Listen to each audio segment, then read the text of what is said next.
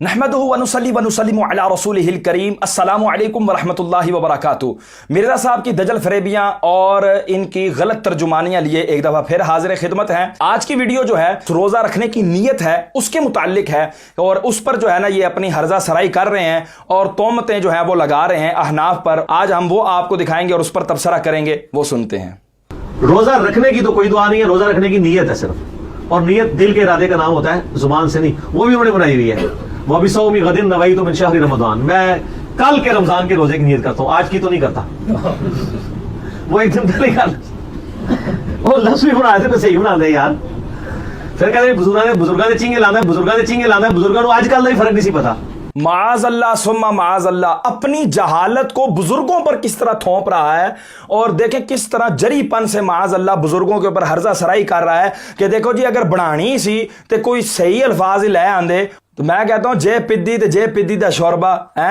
हजरत साहब आपको अरबी का मुंह सिर नहीं आता और आप बुजुर्गों के ऊपर जो है ना वो लान तान कर रहे हैं और उनके ऊपर जो है ना अपनी जुबान लंबी कर रहे हैं। मैं कहता हूं सुनने वालों यहां से नतीजा निकालना कि ये शख्स कितना जाहिल है, अपनी जहालत को बुजुर्गों पर किस अंदाज से थोपता है। कहता है जी देखो गदन कल का रोजा। मैं कहता हूं हजरत साहब आप सहरी अगले दिन में करते हैं, सुबह सादिक तुलू होने के बाद करते हैं या उससे पहले रात में करते हैं? इन्होंने नजदीक जो लाइटा लग जाना हो दिन हो गया लगता है क्योंकि सारे लोग जाग गए ने। और हजरत सहरी रात में होती है, रात के आखिरी पहर में लोग उठकर सहरी करते हैं। अभी अगला दिन शुरू नहीं हुआ जो सुबह सादिक के बाद शुरू होगा, तो तब वो बंदा पड़ता है वह सौमी गदिन नवैतु मिन शहरी रमजान, ये जो अगला सुबह सादिक के बाद दिन तुलू होगा मैं इस दिन के रमजान का रोजा रखता हूं। अब गद का माना क्या है वो हम आपको लुगत से साबित कर देते हैं कि गद का माना क्या है। असल में ना अरबी है हजरत साहब जो आपको सिरे से आती ही नहीं है। सुने जी, तफसीर कशाफ है इमाम ज़ुमख़शरी की, मुतवफ़ा 538 सने हिजरी, सूरह कहफ आयत नंबर 23, वला तक़ूलन्ना लिशैइन इन्नी फ़ाइलुन ज़ालिका गदन, और हरगिज किसी बात को ना कहना कि मैं कल ये करूंगा। अब यहां पर गदन के अल्फाज आए हैं, इसके तहत इमाम ज़ुमख़शरी जो है वो क्या फरमाते हैं वो जरा सुने कि गदन ऐ फी मा युस्तक़बलु मिन ज़मान, हर वो आने वाला वक्त उसको गद कहा जाता है। अब इस एतबार से तर्जमा क्या बनेगा, वह भी सौमी गदिन नवैतु मिन शहरी रमजान, रमजान के महीने में से जो आने वाला ये वक्त है मैं इसके रोजे की नीयत करता हूं, क्योंकि अभी ये सहरी का वक्त है, जो ही सुबह सादिक तुलू होगी जो आएगा वक्त मैं इसमें रोजे की नीयत करता हूं। हजरत साहब लगता है रात को रोजा रखते हैं, दिन को रोजा नहीं रखते, हालांकि मुसलमानों तो दिन के रोजे का हुक्म है, अतिम्मु सियामा इलल लैल, रात तक तो हमने मुकम्मल करना होता है और रात को फिर खाने पीने का और दीगर मामलात का हुक्म है। और यहां पर हजरत साहब रात को रोजा रखते हैं और दिन को रोजा नहीं रखते, अपना अमल बयान कर रहे हैं। अच्छा, दूसरी तफसीर जो है वो सुने, तफसीर जलालैन इमाम जलालुद्दीन महल्ली रहमतुल्लाह ताला अलैह, आप जो है वो यही सूरह कहफ है आयत नंबर 23, इसी के तहत क्या फरमाते हैं, इन्नी फ़ाइलुन ज़ालिका गदन, इस गदन के बाद फरमाया ऐ फीमा युस्तक़बलु मिन ज़मान, यानी जो भी आने वाला वक्त है उसको गद कहा जाता है। तो इस एतबार से क्या माना बनेगा, ये जो रमजान के महीने का आने वाला वक्त है मैं इसके रोजे की नीयत करता हूं। ये बिल्कुल बात साबित हो गई। अब नीचे अल्लामा सावी ने तफसीर सावी के अंदर इसी आयत को अगर आप खोलेंगे, तफसीर सावी को खोलेंगे तो ये नीचे भी मिल जाएगा। फरमाया ये जो कहा फीमा युस्तक़बलु मिन ज़मान अशारा बिज़ालिका इला अन्नल मुरादा बिल गदी मा युस्तक़बलु, इस बात से ये इशारा किया है इमाम जलालुद्दीन महल्ली ने कि यहां से मुराद जो भी आने वाला वक्त है, गद से मुराद जो भी आने वाला वक्त है वो मुराद होता है। और आगे फरमाया काना फी यौमिका औ बादहू, अब वो चाहे ये वाला दिन हो जिसमें हम मौजूद हैं या उसके बाद हो। क्या आगे फरमाया बिकलीलिन और कसीरिन, वो थोड़ा वक्त हो या ज्यादा वक्त हो उस पर गद का इतलाक होता है, यानी जो भी आने वाला वक्त है अब वो गद कहलाएगा। तो अब जिसमें हम सहरी कर रहे हैं इसके बाद जो आने वाला वक्त है उसी में तो रोजा रखना है। अगर ये रोजे का वक्त है तो इसमें तो आप खा रहे पी रहे हैं, फिर आपका रोजा कैसे हुआ हजरत। तीसरी तफसीर अल बहरुल मुहीत लिइब्न हय्यान, मुतवफ़ा 745 सने हिजरी, सूरह यूसुफ आयत के तहत अरसिलहु माअना गदन, یہ الفاظ حضرت یوسف علیہ السلام کے بھائیوں نے کہے تھے کہ ہمارے ساتھ حضرت یوسف کو بھیج دیں، تو وہاں پر بھی غدن کے الفاظ آئے، تو اس کی تفسیر کے اندر کیا فرمایا وہ ذرا سنیں۔ غدن علی الظرفی، یعنی غدن جو ہے وہ ظرفیت کی وجہ سے منصوب ہے، اس کے اوپر جو نصب ہے ظرفیت زمان کی وجہ سے یہ منصوب ہے۔ وَهُوَ ظرف مستقبل، یعنی یہ وہ ظرف ہے جس میں ہر آنے والا وقت مراد ہوتا ہے۔ یطلق علی الیوم الذی یلی یومک، اس کا اطلاق کیا جاتا ہے اس دن پر جو آپ کے دن سے ملا ہوا ہے، ایک یہ معنی ہے۔ وعلی الزمن المستقبل من غیر تقیید، اور ہر اس لمحے پر بھی بولا جاتا ہے جو آنے والا ہے۔ ہم یہی کہہ رہے ہیں حضرت جو بھی آنے والا وقت ہے وہ غد کہلاتا ہے۔ تو اس اعتبار سے وبصوم غد نویت من شہر رمضان، اس کے اندر کوئی بھی اس طرح کی قباحت نہیں ہے۔ اب اگلی تفسیر سنیں۔ المحرر الوجیز لابن عطیہ متوفہ 546 سنہ ہجری، آپ نے جو ہے وہ اسی آیت یعنی کہ سورہ یوسف کی آیت نمبر 13 کے اندر جو غدن کے الفاظ ہے اسی کے تحت آپ فرماتے ہیں ظرفن، یہ ظرف ہے، ظرف زمان ہے، اصلہ غدون، اس کی اصل غدو ہے۔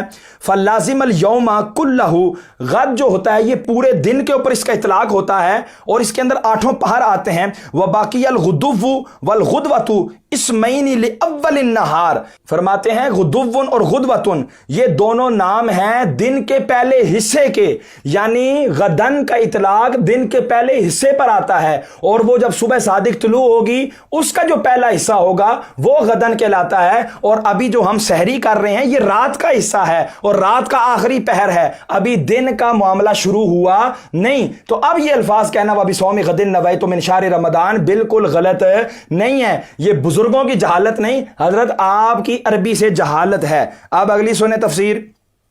نظم الدرر للبقائی متوفہ 885 سنہ ہجری، سورہ یوسف کی آیت نمبر 13 کے تحت ہی آپ جو ہے نا فرماتے ہیں غدن علی الظرفی، یعنی غدن منصوب ہے ظرفیت کی وجہ سے۔ وَهُوَ ظرف مستقبل، یہ ہر آنے والا وقت اس کے اوپر غد کا اطلاق ہوتا ہے۔ یطلق علی الیوم الذی یلی یومک، اور اس کا اطلاق اس دن پر بھی ہوتا ہے جو آپ کے دن سے متصل ہے، یعنی آنے والا جو دن ہے آپ کا دن، یہ جو جس میں آپ موجود ہیں، اور وہ جو آنے والا دن ہے اس پر بھی اس کا اطلاق ہوتا ہے۔ اور فرمایا وعلی الزمن المستقبل من غیر تقیید، اور ہر آنے والا لمحہ، ہر آنے والا لمحہ اس کو بھی غد کہا جاتا ہے۔ تو لہٰذا غدن کے الفاظ جو یہاں پر آئے ہیں حضرت کو ایک ہی معنی آتا تھا، اسی کے اوپر لے کر جو ہے نا یہ بیٹھے ہوئے ہیں اور بزرگوں کے اوپر معاذ اللہ تہمت رکھ رہے ہیں۔ اگلی تفسیر ہے تفسیر آلوسی، علامہ آلوسی متوفہ 1270 سنہ ہجری، آپ بھی سورہ یوسف کی آیت نمبر 13 کے تحت یہ جو غدن آیا اس کے بارے میں فرماتے ہیں نصب علی الظرفیت الزمانیت، یہ ظرفیت زمانیہ کی وجہ سے اس کو منسوب کیا گیا ہے۔ یہ نحو کا اعراب بیان کر رہے ہیں، مرزا صاحب کو تو کخ سمجھ نہیں آنی۔ وَهُوَ يُطْلَقُ عَلَى الْيَوْمِ الَّذِي يَلِي يَوْمَكَ وَعَلَى الزَّمَنِ الْمُسْتَقْبَلِ مُطْلَقًا، اور ہر آنے والے وقت پر بھی اس کا اطلاق ہوتا ہے۔ حضرت اب اگلی سب تفسیر سنیں، تفسیر قرطبی، علامہ قرطبی متوفہ 671 سنہ ہجری، آپ کیا غدن کے بارے میں فرماتے ہیں؟ سورہ یوسف کی آیت نمبر 13 کے تحت جو غد آیا ہے اس کے بارے میں آپ نے فرمایا غدن ظرفن والاصل عند السبوی غدون، کہتے ہیں غدن یہ ظرفیت کی وجہ سے منصوب ہے، اور اس کی اصل امام سبوی کے نزدیک، یہ نحویوں کے امام ہیں، ان کے نزدیک غدون یہ اصل ہے اس کی۔ وقد نطق به علی الاصل قال النضر بن شمیل ما بین الفجر وصلاۃ الصبح، کہتے ہیں کہ نضر بن شمیل یہ جو نحوی ہیں یہ کہتے ہیں کہ غد کا اطلاق صبح صادق سے لے کر نماز فجر تک یہ جو وقت ہوتا ہے اس پر غد کا اطلاق آتا ہے۔ میں کہتا ہوں ابھی حضرت صبح صادق نہیں ہوئی، کیونکہ صبح صادق کے بعد تو کھانا ممنوع ہو جاتا ہے، اور یہ بندہ رات کے وقت جب سحری کر لیتا ہے ابھی رات کا وقت باقی ہوتا ہے تو کہتا ہے وبصوم غد نویت من شہر رمضان، کہ جو صبح فجر جوں ہی طلوع ہوگی اس وقت کے روزے کی میں نیت کرتا ہوں۔ حضرت آپ رات کے روزہ رکھتے ہیں، تو ان کو غد کا ایک ہی معنی پتا تھا اور وہ تھا کل، تو انہوں نے اس کو لے کر معاذ اللہ سارے بزرگوں کو جو ہے نا وہ اپنے ہرزہ سرائی کا نشانہ بنا لیا. اور یہ میں نے آپ کو گاہے بگاہے میں کہتا رہتا ہوں کہ یہ وہابی دیوبندیوں کا جھوٹا کھانے میں بڑے ماہر ہیں اور انہی کا جھوٹا کھا کھا کے یہ پلے بڑے ہیں اور انہی کے نقش قدم پر بھی چلتے ہیں کہ جس طرح ان کو غد کا ایک ہی معنی پتہ تھا. انہوں نے بھی جب ترجمانی کی قرآن کی ووجدہ کا ضالن، اس کے علاوہ بھی بہت مثالیں، ایک مثال دیتا چلتا ہوں کہ ووجدہ کا ضالن کا معنی معروف یہ ہے کہ گمراہ ہونا. انہوں نے اسی کو لے لیا اور کہا کہ بس اور کوئی معنی نہیں ہے اور حضور کے بارے میں یہ الفاظ کہہ دیے اے محبوب ہم نے آپ کو گمراہ پایا تو اپنی طرف راہ دکھائی. معاذ اللہ ثم معاذ اللہ، اگر نبی گمراہ ہے تو میں کہتا ہوں امت کیسے راہ دیکھ سکتی ہے، امت کیسے راہ پر چل سکتی ہے کہ نبی گمراہ ہے. معاذ اللہ ثم معاذ اللہ. تو بریلی کے سلطان امام احمد رضا خان فاضل بریلی رحمۃ اللہ تعالی علیہ کی وسعت نظری دیکھیں اور علمی وسعت دیکھیں. آپ نے دیکھا کہ لغت کے اندر اس کا ایک معنی یہ بھی ہے کسی کی محبت میں خود رفتہ ہونا بھی ہوتا ہے کہ بندے کو اس کی محبت کے علاوہ کچھ نظر نہ آئے، ہر وقت اسی کی محبت میں ڈوبا رہے. تو رب تبارک و تعالیٰ کے محبوب کی یہی شان ہے کہ وہ ہر وقت رب کی محبت کے اندر ڈوبے رہیں. تو اس کا معنی پھر سیدی اعلیٰ حضرت نے کیا ووجدہ کا ضالن فہدا، اے محبوب ہم نے آپ کو اپنی محبت میں خود رفتہ پایا، اپنی محبت میں ڈوبا ہوا پایا تو اپنی طرف راہ دکھائی. تو میں کہتا ہوں مرزا صاحب اپنی خدا را عربی درست کر لو، اور عربی درست نہیں کرو گے اسی طرح کی بونگیاں مارو گے. اور معاذ اللہ بزرگوں پہ اسی طرح ہرزہ سرائی یہ کرتا ہے. اور کیوں کرتا ہے؟ کیونکہ اس کا اپنا علم مکمل نہیں ہے، اردو سے حاصل کیا ہوا اس کا علم ہے. لہٰذا ہم تمام ناظرین سے یہی التجا کریں گے کہ وہ اس بندے کی اتباع نہ کریں. سونا جنگل رات اندھیری، چھائی بدلی کالی ہے، سونے والو جاگتے رہیو چوروں کی رکھوالی ہے. آنکھ سے کاجل صاف چرا لیں